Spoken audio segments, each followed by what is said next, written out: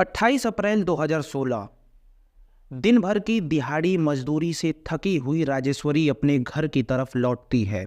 वो अपने घर के गेट पर भी पहुंच जाती है और गेट को धीरे से खोलती भी है, लेकिन फिर उसके सामने जो दृश्य होता है उसे देख करके राजेश्वरी कांप जाती है। वो सामने देखती है गेट खोलने के बाद कि उसकी लड़की फर्श पर पड़ी हुई है। उसके शरीर पर कुछ कपड़े हैं और कुछ कपड़े नहीं भी हैं। पूरे मोहल्ले की लाइट जा चुकी है और अंधेरा होने को है। ऐसे में वो जा करके झट से अपनी बेटी को टच करती है, हिलाने का प्रयास करती है, लेकिन अब वो समझ चुकी थी कि बेटी इस दुनिया में है ही नहीं। वो दुनिया छोड़ करके भगवान के पास जा चुकी है। उसे ये यकीन नहीं होता है कि ऐसा कैसे हुआ, किसने किया, कब हुआ।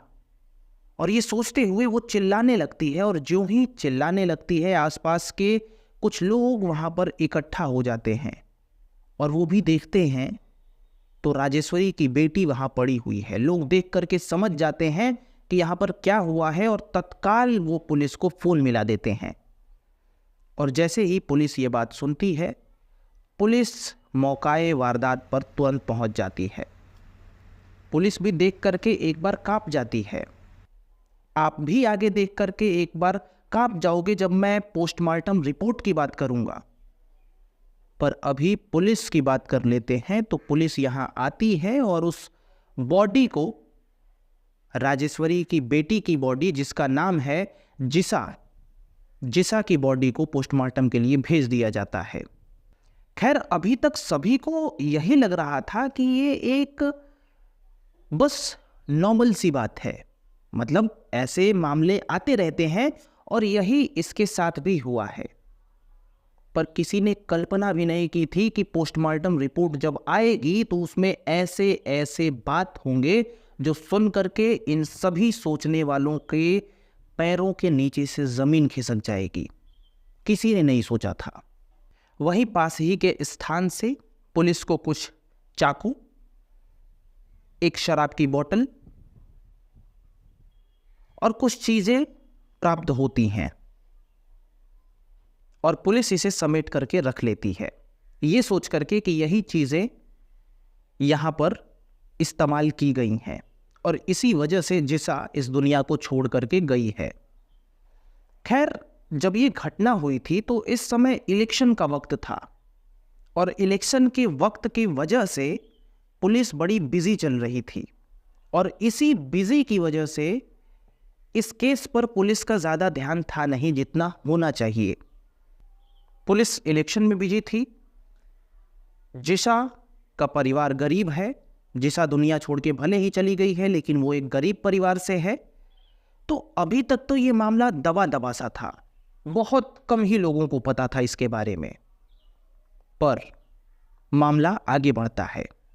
अब पोस्टमार्टम रिपोर्ट भी आती है और पोस्टमार्टम रिपोर्ट में साफ ये बताया गया होता है कि ऐसा शरीर का कोई जगह नहीं जहां पे वार ना हुआ हो। लगभग 30 बार से भी ज्यादा बार वार किए गए हैं। प्राइवेट एरिया है, उस मैं बोल नहीं पा रहा। खैर, आप समझ जाओ क्या बोलूं मैं, आप लोग समझदार हो।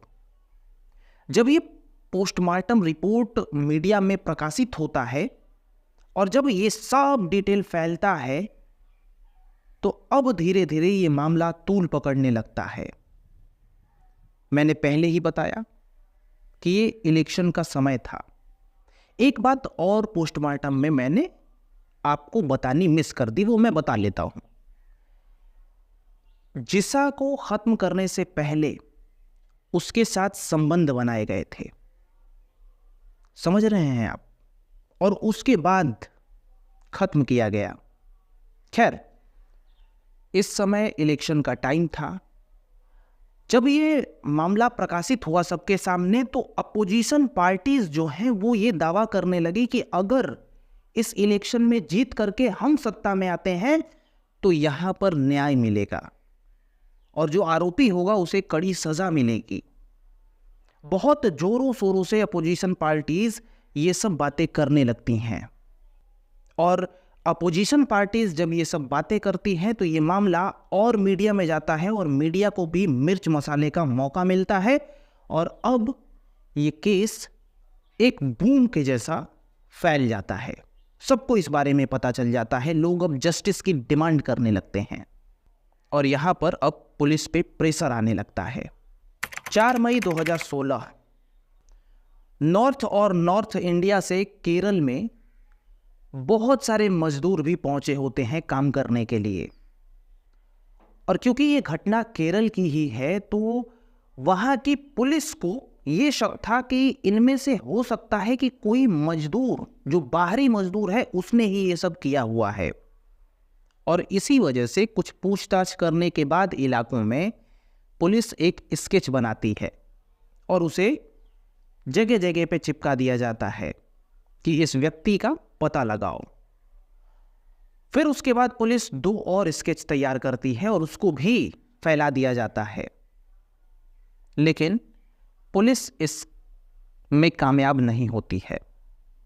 ये स्केच का प्लान फेल हो जाता है। 9 मई 2016 को जीसा जो इस दुनिया को छोड़ के जा चुकी है, इसकी बहन दीपा को पुलिस पूछताछ करने के लिए बुलाती है, और उसके बाद दीपा से पुलिस पूछताछ करती है। इसके बाद 7 लोगों को फिर से पुलिस हिरासत में लेती है पूछताछ करने के लिए। उन 7 लोगों में से एक रिश्तेदार, एक आसपास का पड़ोसी, एक मजदूर और भी बहुत सारे लोग थे।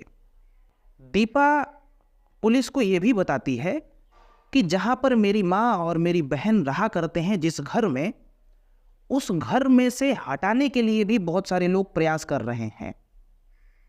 कुछ दिन पहले मेरी माँ को किसी व्यक्ति ने आकर के बाइक से टक्कर भी मार दिया था, और मैंने और मेरी बहन ने इस बात का एक्शन लिया था और पुलिस में जाकर के उस व्यक्ति की कंप्लेन की थी।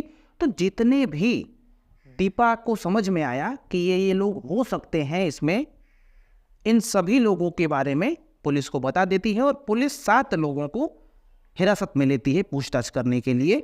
लेकिन रहते रहते इनमें से भी कोई मुजरिम साबित नहीं होता है और इन लोगों को भी छोड़ना पड़ता है। अब जो लोग थे ना, वो बहुत गुस्से में आ रहे थे कि ये पुलिस पकड़ रही है, छोड़ रही है, कुछ हो ही नहीं रहा है इन लोगों से। खैर, जैसा कि मैंने बताया, इलेक्शन का वक्त था, पुलिस बिजी थी, और अपोजिशन बार बार ये कह रहा था कि अगर हम सत्ता में आए तो जाहिर सी बात है इस मुद्दे को उठाएंगे और इसमें न्याय दिलाएंगे। और अपोजिशन की ये बात बहुत ज़्यादा काम कर जाती है और सरकार हार जाती है और अपोजिशन जीत जाती है, और वहाँ पर अब अपोजिशन का सत्ता आ जाता है। माना जाता है कि ये केस बहुत ज़्यादा अहम रोल किया था प्ले इस अपोजिशन को जिताने में, क्योंकि इस केस को होने के बाद जिस प्रकार से पुलिस का रवैया था, इस वजह से पुलिस बड़ा नाराज़ थी, उस सरकार पे भी नाराज़ थी, और इसी वजह से ये अपोजिशन जीत गया।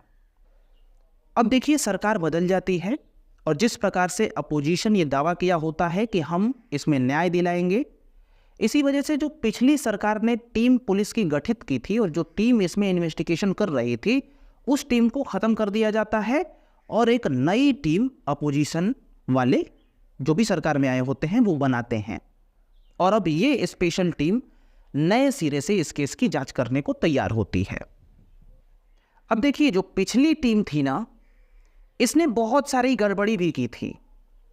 गड़बड़ी जैसे कि जिसा जो दुनिया को छोड़ के चली गई है, जिसके साथ ये सब हुआ है, ये उसके साथ कब हुआ है, इसकी टाइमिंग में पुलिस ने गड़बड़ी कर दी थी। मतलब जो ऑटोप्सी रिपोर्ट थी उसके मुताबिक और पुलिस ने जो वक्त लिखा था उसमें लगभग 12 से 14 घंटे का डिफरेंस आ रहा था। पुलिस ने वो टाइमिंग लिखा था पड़ोसियों से पूछ करके कि ये घटना कब हुई है, क्या हुई है, कैसे हुई है। हालांकि ऑटोप्सी रिपोर्ट जो है वो अलग बता रही थी, और भी कुछ चंद गड़बड़ थे। खैर, अपोजिशन पार्टी लीड कर रही है तो थोड़ा सा तो गड़बड़ी देखेगी ही, इस बात का भी शोर हो गया। हालांकि अब इन्वेस्टिगेशन चालू हुआ है, पहले से ही चल रहा था, अभी भी चल रहा है। और अब एक बात पे पुलिस को अभी भी शक था। देखिए, पिछली वाली टीम भी ये शक कर रही थी कि दूसरे राज्य से जो मजदूर आए हैं उन्होंने ये सब काम किया है। और ये भी जो टीम नई वाली भी गठित की गई है, इसमें भी यही सोचा जा रहा था और शक बनाया हुआ था पुलिस वालों ने कि मजदूर भी ये सब कर सकते हैं। और इसी वजह से पूछताछ मजदूरों से भी चल रही थी।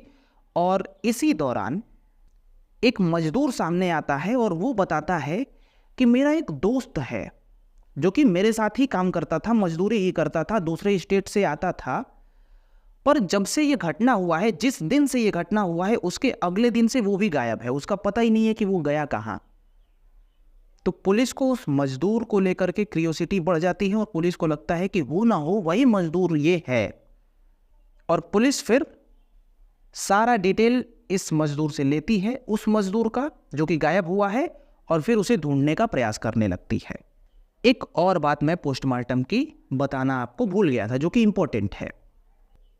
जब जिसा के साथ में संबंध बना रहा था कोई व्यक्ति, कोई भी हो सकता है, उस वक्त जिसा ने उस व्यक्ति का विरोध किया था और नाखून से भी उसे नोचा था। तो नाखून में जिसा का, उस व्यक्ति का जो भी हो, उस व्यक्ति का स्किन भी फंस गया था जिसा के नाखून में।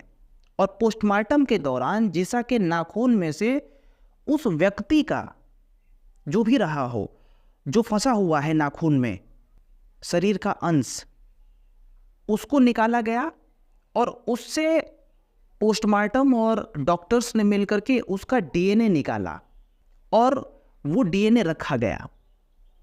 देखिए, ऐसा नहीं है कि ये मजदूर से भी पहले बहुत सारे लोगों को अरेस्ट किया गया था और जांच की गई थी, लेकिन जो दिशा के नाखून में से डीएनए निकाला गया था, उस डीएनए से और जो आरोपी पकड़े जा रहे थे उनके डीएनए को मैच करवाया जा रहा था और वो मैच हो नहीं रहा था। इसी वजह से उन सभी लोगों को पुलिस छोड़ दे रही थी कि ये लोग नहीं हैं। खैर, ये बहुत अहम बात है, आगे जाकर के आपको समझ में आएगी क्यों मैं ऐसा कह रहा हूं। जो मजदूर पुलिस को बताया था कि मेरा एक दोस्त है, वो गायब हो चुका है, वो गायब हुए मजदूर को भी पुलिस पकड़ लाती है। और पकड़ने के बाद उस मजदूर का नाम निकल के सामने आता है अमीरुल इस्लाम। और फिर अमीरुल इस्लाम से डीएनए मैच करवाया जाता है और ये डीएनए मैच हो जाता है।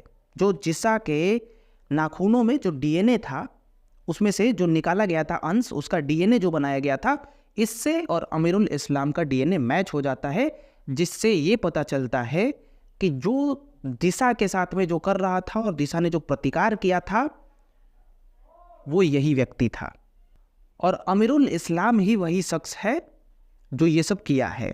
खैर, 17 सितंबर 2016 को स्पेशल इन्वेस्टिगेशन टीम 1,500 शब्दों का चार्जशीट अदालत में दाखिल करती है और सब कुछ अदालत को सौंप देती है। 6 दिसंबर 2017 को कोर्ट अमीरुल को दोषी मानता है और अमीरुल इस्लाम को फांसी की सजा देता है। जिसा की बहन कहती है कि इस फांसी की सजा से मेरी बहन तो वापस नहीं आ जाएगी, लेकिन हाँ ये है कि न्याय हम लोगों को मिला है और इस न्याय को हम तब तक ज़्यादा वैलिडेट नहीं करेंगे, तब तक हम ज़्यादा मानेंगे नहीं जब तक इसे फांसी हो नहीं जाती है। क्योंकि अभी तो फांसी बस कोर्ट ने दी है, एक्चुअल में तो फांसी हुई नहीं है। और जिसा की बहन दीपा उन लोगों का आभार व्यक्त करती है जो लोग इस केस में जुड़े हुए थे, चाहे वो पब्लिक हो, चाहे वो वकील हो, चाहे सब कुछ हो, उन सभी लोगों का आभार व्यक्त करती है। लेकिन लास्ट में जाते जाते एक और बात मैं बता दूं कि यहाँ पर सुप्रीम कोर्ट ने जो अदालत ने फांसी की सजा अमीरुल इस्लाम को दी थी, इस पर रोक लगा दिया है और 2024 में भी ये मामला चल रहा है कोर्ट में ही।